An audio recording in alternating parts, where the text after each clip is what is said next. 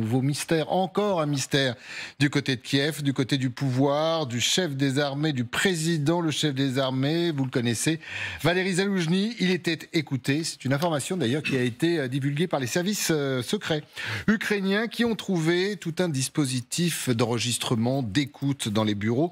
Alors ce n'était pas les bureaux qui l'occupaient, vous allez nous raconter ça, mais qu'ils devaient occuper, je crois. Il y a une procédure pénale même qui a été lancée. Bah, ça fait du bruit. Alors on ne sait pas qui, on compte sur vous, on ne sait pas quoi, mais ça fait du bruit.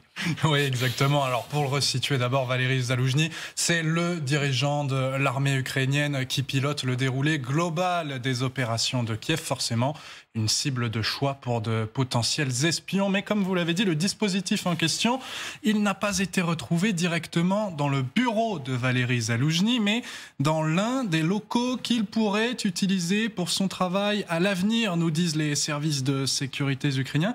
Ce n'est pas exactement la version de Zaloujny lui-même dans une vidéo publiée ce midi sur les réseaux sociaux. Écoutez. C'est donc dans ce bureau que vous deviez vous rendre aujourd'hui ? J'étais censé y être à 7h du matin. Et voilà. Avant cela, cette pièce n'avait pas été utilisée depuis longtemps. Des secrets d'État auraient-ils pu y être divulgués ? Non, je ne pense pas. Cette pièce n'a jamais été utilisée auparavant. C'est juste pour ma réunion. Alors, oui, quand même. Entendu, pas de fuite, assure-t-on du côté de Kiev. Les Ukrainiens qui affirment même que l'appareil qui a été retrouvé n'était pas opérationnel. En fait, il pouvait écouter, ça oui, mais il était incapable d'enregistrer puis d'envoyer des conversations, par exemple. Et pour cause, regardez cette autre déclaration de ces mêmes services de renseignement. Aucun dispositif de stockage de données ou de transmission audio à distance n'a été trouvé.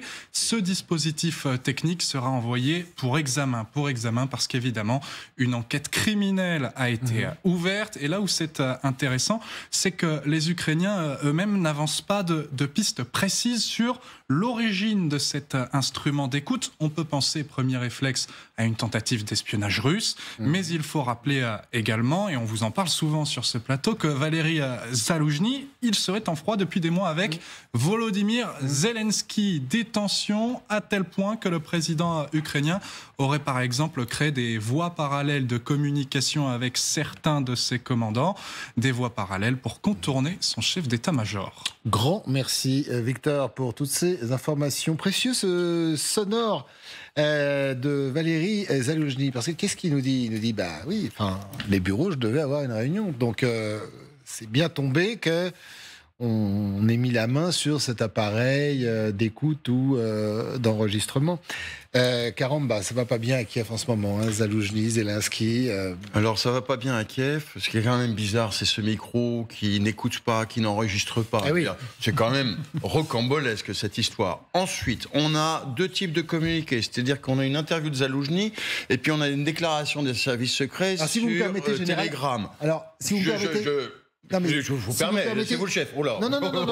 Loin de là. Non, mais tout simplement, peut-être pour avoir votre avis, c'est qu'on a d'abord les services sous votre contrôle, Victor, qui s'expriment, qui nous donnent quelques détails. Et là, moi-même, je n'étais pas au courant qu'on avait eu Zaloujny. Et Zaloujny, visiblement, qui met les pieds dans le plat et qui parle. Mais c'est ça qui est absolument génial. C'est-à-dire que la grande question, c'est qui a fichu ce micro qui microte pas, qui n'enregistre rien. Et donc, tout le monde est en train, en fait, de se passer le mistigris. C'est pas moi, c'est toi. Tout le monde s'attend à ce qu'on désigne les Russes, mais visiblement, personne ne croit que c'est les Russes. Et donc, c'est des affaires intérieures, probablement. Et vous avez raison de le rappeler, sur la scène politique de Kiev, qui est odieusement compliquée depuis 1 ou 2 mois, où on voit bien que, bien évidemment, vous avez des oppositions entre Zelensky et Zaloujny, mais n'oublions pas Boudanov, le chef des services secrets, parce qu'il y a aussi le 3e, au 4e ou le 5e larron. Parce que, en fait, c'est ça le sujet. Dont la femme a été empoisonnée. Ça peut être n'importe qui. D'abord des Ukrainiens, peut-être des Russes, peut-être des Américains, et peut-être des Martiens.